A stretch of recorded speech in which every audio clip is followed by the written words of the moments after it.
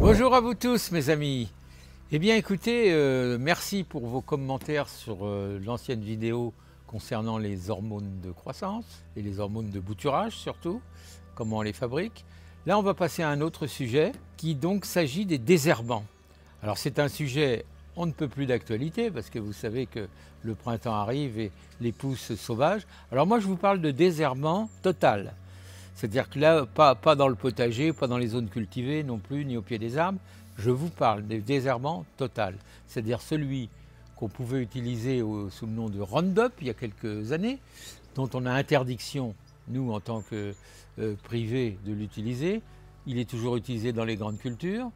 Je ne pense pas que c'était nous qu'en utilisions le plus, mais en tout cas, voilà, les surfaces étant plus modestes pour nos potagers que pour les grandes cultures, c'est un autre débat. Mais ce que je veux vous dire, c'est que les chercheurs ne sont pas restés sans rien faire. Déjà, il y a eu beaucoup d'utilisation d'AdBlue.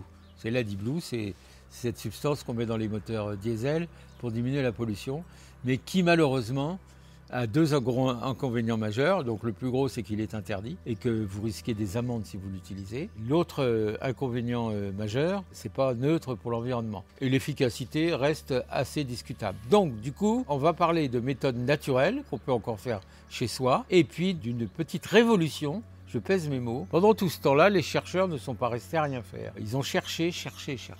Ils ont tellement bien cherché que par hasard, vous savez, comme les bêtises de Cambrai qui sont nées, ou la tarte tatin qui est née sur une erreur, par hasard, eh bien eux, en voulant isoler des molécules, c'est tout à fait par hasard qu'ils ont découvert une molécule dont le nom est maintenant s'appelle la radulanine A. Radulanine A, vous pouvez peut-être en trouver dans le commerce. Vous dire comment on la fabrique, j'ai pas les dosages. Je sais que c'est une mousse, hein. C'est une mousse qu'on trouve dans les sous-bois. On en saura plus dans quelques temps pour la fabriquer soi-même. Enfin, en tout cas, vous pouvez regarder de ce côté-là. Je pense que c'est vraiment l'avenir. Il nous reste les méthodes classiques, et c'est de ça dont on va parler aujourd'hui. Mais c'est selon les saisons. Parce que, vous voyez, là, on est en pleine, au début du printemps. Et il y en a beaucoup qui sont à base de décoction de feuilles. Les feuilles, les parties vertes du noyer contiennent de la juglone. Cette juglone est évidemment un herbicide efficace. Il faut faire une décoction avec les parties vertes. Mais à l'heure où je vous parle, il n'y a pas encore beaucoup de parties vertes. Et bien, on va attendre qu'il y ait des parties vertes pour l'utiliser. Parce qu'on peut alterner aussi les différents procédés. On peut faire aussi le purin d'ortie. Le purin d'ortie, lui, on l'utilise souvent comme engrais, en le diluant avec de l'eau. Hein. Mais si on l'utilise pratiquement pur, c'est de l'azote pratiquement pur. Et là, il agit aussi sur les mauvaises herbes.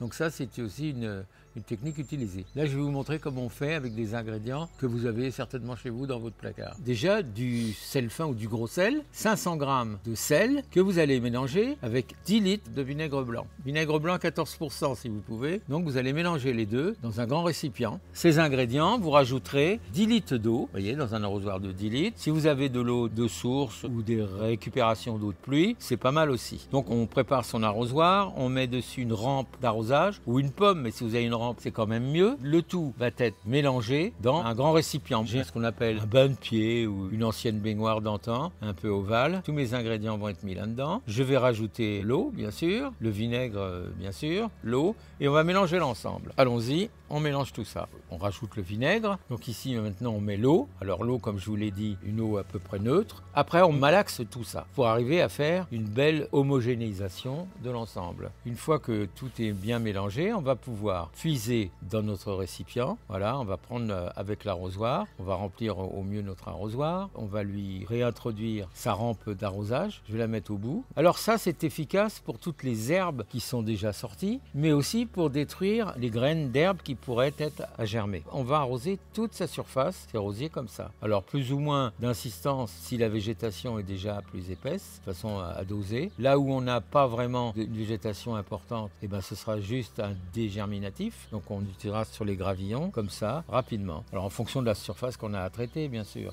Alors je vous rappelle les doses. Hein. Ce que je vous donne, c'est la dose de base, bien sûr. 2,5 litres d'eau, on mettra 500 g de sel et 1 litre de vinaigre blanc. Mais si vous en avez davantage à faire, tout comme moi, eh bien vous déclinez ces doses-là jusqu'à la contenance de votre récipient et de votre besoin. Donc moi, vous voyez, personnellement, j'ai fait la dose pour 25 litres, parce que j'avais la place, puis j'ai une surface assez importante à traiter. Mais voilà, à vous de voir qu'est-ce qui est le plus adapté à votre besoin, mes amis. Je vais vous montrer une zone qui est très enherbée parce que vous m'avez dit oui, mais quand il y a beaucoup d'herbe, comment est-ce qu'on peut faire pour arriver à avoir son terrain? On peut la couper l'herbe, on peut, mais c'est beaucoup de travail. Moi, je vous ai parlé de la technique de la bâche. Ça marche même dans des zones beaucoup moins enherbées que ça. C'est celle-ci. Ici, on a mis une bâche il y a quelques mois quand même, hein, il y a 2-3 mois. Cette bâche, on va la soulever et vous allez voir ce qu'on va découvrir en dessous. Voilà. Vous voyez? On n'a plus d'herbe. Et maintenant, on peut travailler le sol ici. Si on n'avait pas mis la bâche, on serait dans le même état qu'à côté, hein, ça c'est sûr. Et voilà. Donc vous voyez, cette zone-là, elle est limitée. On peut même la traiter à la grelinette si on veut, dès maintenant, ou à la motobineuse. Il n'y a aucun souci. Si on avait mis de la bâche partout, on aurait moins. Mais cet emplacement, c'est un emplacement qui est dédié aux insectes et aux pollinisateurs. Pour qu'ils restent nos alliés, il faut peut-être leur dédier un espace. Ça évite qu'ils aillent un peu trop dans le potager, mais en même temps, ils sont chez eux. Moi, j'ai réservé une parcelle rien que pour eux, vous voyez, cette parcelle, et j'ai balisé, parce que comme il n'y a pas de clôture, je veux que tout le monde sache et que tout le monde ait envie de s'inspirer de l'exemple, quoi, parce que c'est pour les papillons, c'est pour tous nos alliés du jardin, quoi. On laisse toute une parcelle bien sauvage. Il y a une jachère fleurie qui a été semée, qui est en train de lever. On aura pas mal d'insectes, d'abeilles et autres coccinelles dès la floraison. On a bien balisé cette parcelle, comme vous voyez, avec des petites pancartes, pour que personne n'ait envie non plus d'y aller, de faire quoi que ce soit dedans. Moi, je vous invite à en faire autant, hein, selon vos surfaces de disponibles, mais de laisser une place à nos amis les insectes. Voilà, alors en conclusion, mes amis, on a vu différentes méthodes. On vient de faire un petit peu le tour des méthodes complètement naturelles pour venir à bout de nos herbes un peu sauvages, un peu folles.